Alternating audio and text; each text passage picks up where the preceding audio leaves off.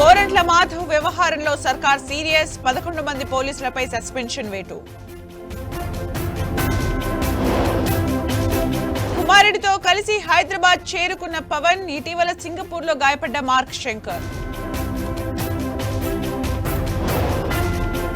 తెలంగాణలో రేపటి నుంచి భూభారతి పోర్టల్ ప్రారంభం. పైలట్ ప్రాజెక్టుగా 3 మండలాలు.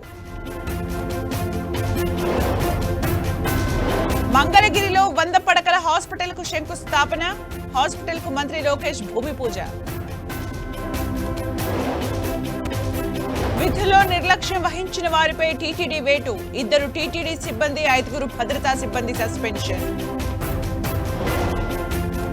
పల్నాడు జిల్లా సత్తెనపల్లిలో యువకుల మధ్య ఘర్షణ. బీరు సీసాలతో దాడి, 2కి గాయాలు.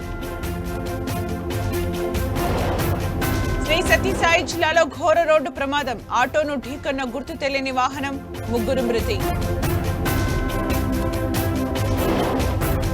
నేడు ఏపీలోని 30 మండలాల్లో తీవ్ర వడగాలులు. జాగ్రత్తలు తీసుకోవాలని వాతావరణ కేంద్రం హెచ్చరికలు. నేషనల్ హెరాల్డ్ కేసులో ఈడీ దూకుడు. 661 కోట్ల రూపాయల విలువైన ఆస్తులు స్వాధీనం. నివురుగప్పిన నిప్పుల బెంగాల్ ముర్షిదాబాద్. వక్ఫ్ చట్టం వ్యతిరేక అల్లర్లతో 3 మృతి.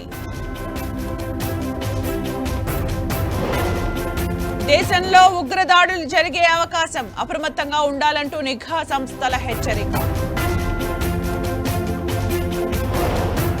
ఎట్టకేలకు సన్ రైజర్స్ హైదరాబాద్ గెలుపు. పంజాబ్ ను చిత్తు చేసిన SRH.